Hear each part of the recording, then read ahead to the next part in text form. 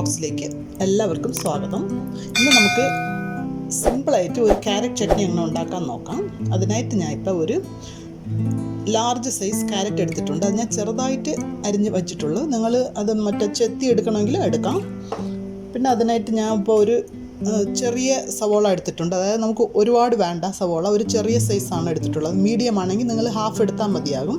പിന്നെ ഒരു 4 വറ്റൽമുളകും ഒരു പച്ചമുളക്, ഇതുപോലത്തെ ഒരു ചെറിയ സൈസ് ഇഞ്ചി, കുറച്ച് കരിവേപ്പില. എരിവ് നിങ്ങൾക്ക് ആവശ്യത്തിന് കൂട്ടുകയും കുറയ്ക്കുകയും ചെയ്യാം.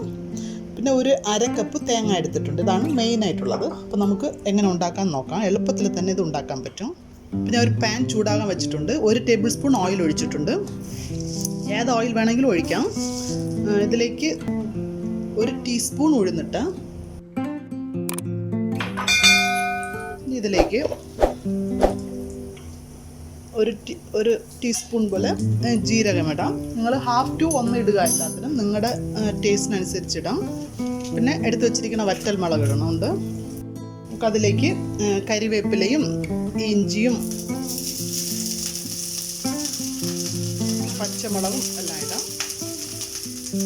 അപ്പോൾ സവോള ഒരുപാട് എടുക്കണ്ട, ഒരു ചെറിയ സൈസ് എടുത്താൽ മതിയാകും.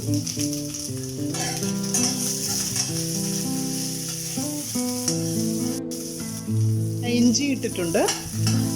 എല്ലാം ഒന്ന് ചെറുതായിട്ടൊന്ന് ഫ്രൈ ചെയ്യാം. അത് കരിയരുത്. നിങ്ങൾ ഈ പച്ചമുളകും ഒരെണ്ണം എടുത്തിട്ടുണ്ട്. ചെറുതായിട്ടൊന്ന് കളർ മാറിയിട്ടുണ്ട്. ഇപ്പം തന്നെ നമുക്ക് എടുത്തു വച്ചിരിക്കുന്ന ആ ക്യാരറ്റ് ഒന്ന് ആഡ് ചെയ്യാം. ഒരു വലിയ ക്യാരറ്റാണ് എടുത്തിട്ടുള്ളത്. ഇതൊക്കെ അരയ്ക്കാനുള്ളതാണ്. അതുകൊണ്ട് നിങ്ങൾ എങ്ങനെ വേണമെങ്കിൽ കട്ട് ചെയ്തിടാം.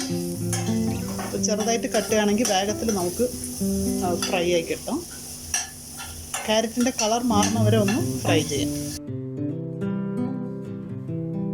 ഇതിപ്പം കളർ മാറിയിട്ടുണ്ട്. നിങ്ങളത് ചെത്തി ഇടുകയാണെങ്കിൽ എളുപ്പത്തിൽ തന്നെ ആകും. ഞാൻ ഇപ്പം ഇങ്ങനെ പീസായി കിട്ടതുകൊണ്ടാണ് എനിക്ക് കുറച്ച് സമയം എടുത്തത്. എന്നാലും കുഴപ്പമില്ല, എളുപ്പത്തിൽ തന്നെ ആകും. എന്ന് പറഞ്ഞാൽ നിങ്ങൾക്കറിയാം ക്യാരറ്റ് വേഗം ഒത്തിരി സമയമൊന്നും വേണ്ട എന്ന് പറഞ്ഞിട്ട്. അപ്പോൾ അതിൻ്റെ പച്ച സ്മെൽ മാറി ഇപ്പോൾ നമ്മുടെ കളർ ചേഞ്ച് ആയിട്ടുണ്ട്. ഇതിലേക്ക് ഞാൻ ഇപ്പോൾ എടുത്തു വെച്ചിരിക്കുന്ന 1/2 കപ്പ് എന്ന് പറഞ്ഞാൽ കുറച്ച് കൂടുതൽ കാണും. അത്രയേ ഉള്ളൂ. 1/2 കപ്പ് എടുത്താലും മതിയാകും, കറക്റ്റായിരിക്കും. ഇത്രയും തേങ്ങ കൂടെ ഇട്ടിട്ട് ഇത് ഫ്രൈ ആകേണ്ട ആവശ്യമില്ല. ലൈറ്റായിട്ടൊന്ന് മിക്സായിട്ട് നമുക്ക് തീ ഓഫ് ചെയ്യാം. ആ ചൂടിൽ തന്നെ ഇരുന്നത് ശരിയായിക്കോളും. അപ്പോൾ ഇതിൽ ഞാൻ ഇപ്പോൾ കുറച്ച് പുളിവെള്ളം കൂടെ ഒഴിക്കുന്നുണ്ട്. നിങ്ങൾ പുളി എടുക്കണമെങ്കിൽ ഇപ്പം തന്നെ ഒന്ന് പുളി ആഡ് ചെയ്യാം. ഞാൻ വെള്ളമായിട്ട് എടുക്കുന്നതുകൊണ്ടാണ് ഞാൻ ഇപ്പോൾ ആഡ് ചെയ്യാത്തത്. അത് തണുത്തിട്ട് നമുക്കൊന്ന് അരച്ചെടുക്കാം. അപ്പോൾ ഞാൻ ഇപ്പോൾ തീ ഓഫ് ചെയ്യണുണ്ട്.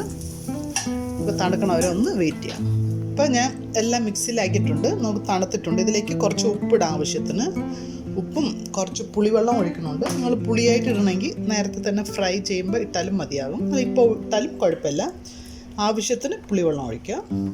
അപ്പോൾ ഇവിടെ എളുപ്പത്തിൽ ഉണ്ടാക്കാൻ പറ്റുന്ന ക്യാരറ്റ് ചട്നി കൊണ്ടുവന്നിട്ടുണ്ട്. ഇത് ഞാനിപ്പോൾ നിങ്ങൾ കടുക് താളിക്കേണ്ട ആവശ്യമില്ല. ഞാൻ കുറച്ച് കടുകും കരിവേപ്പിലയും വറ്റൽമുളകും പൊട്ടിച്ച് ഒഴിച്ചിട്ടുണ്ട്. അതായത് ഒന്ന് കാണാൻ ഒരു നല്ല ലുക്കിന് വേണ്ടിയാണ് ഒഴിച്ചിട്ടുള്ളത്. നിങ്ങൾക്ക് ആവശ്യമുണ്ടെങ്കിൽ മാത്രം ഒഴിച്ചാൽ മതി.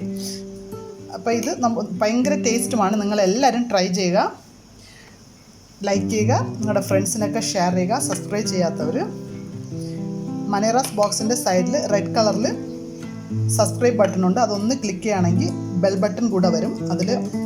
അതുകൂടെ ക്ലിക്ക് ചെയ്യുകയാണെങ്കിൽ ഓൾ എന്ന് പറയുന്ന ഓപ്ഷൻ വരും. അതും ക്ലിക്ക് ചെയ്താൽ മാത്രമേ ഞങ്ങളുടെ നോട്ടിഫിക്കേഷൻസ് നിങ്ങൾക്ക് കറക്റ്റായിട്ട് കിട്ടണതായിരിക്കും. അപ്പോൾ നിങ്ങളെല്ലാവരും ഇത് ചെയ്യുമെന്ന് വിശ്വസിക്കുന്നു. ഞാൻ ഇപ്പം നമ്മുടെ അടദോശയുടെ കൂടെയാണ് ഞാൻ ഇത് വിളമ്പിയിട്ടുള്ളത്.